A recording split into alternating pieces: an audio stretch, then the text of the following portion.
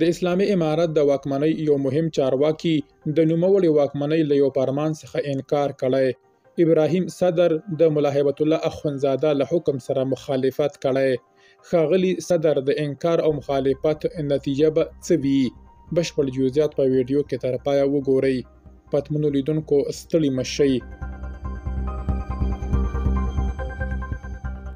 د طالبانو د کورنیو چارو وزارت دوو سرچینو افغانستان انټرنیشنل پښتو ته ویلي چې د یاد وزارت امنیتي مرستیال ابراهیم صدر د کورنیو چارو وزارت په امنیتي مرستیالۍ کې د خپل مشر د 20 سلنې تنقیص د حکم پلي کېدو مخالفت کړی.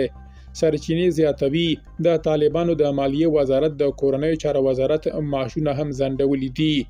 د طالبانو د کورنیو چارو وزارت دوو باخبر سرچینو د یک شنبې پر ورځ د وږي پر 2 ویلي چې د یاد وزارت امنیتي مرستیال ابراهیم صدر د طالبانو د مشر ملا هیبت الله د 20 سلنې تنقیص له حکم څخه د 2 میاشتې په تیریدو سره لا هم دغه حکم نه دی عملي کړی. د سرچینو په وینا ابراهیم صدر د کورنیو چارو وزارت په امنیتي مرستیالۍ او د ځینو ولایتونو د امنیه قمندانیو په تشکیلاتو کې د خپل وسلوالو له 20 سلنې تنقیص څخه انکار کړی دی. یوې بلې سرچینې ویلي چې د طالبانو د کورنیو چارو وزارت او مالیې وزارت ترمنځ هم ناندرۍ راپورته شوي دي او د یادې ډلې د مالیې وزارت د 20 سلنې تنقیص پر پلي کېدو ټینګار کوي.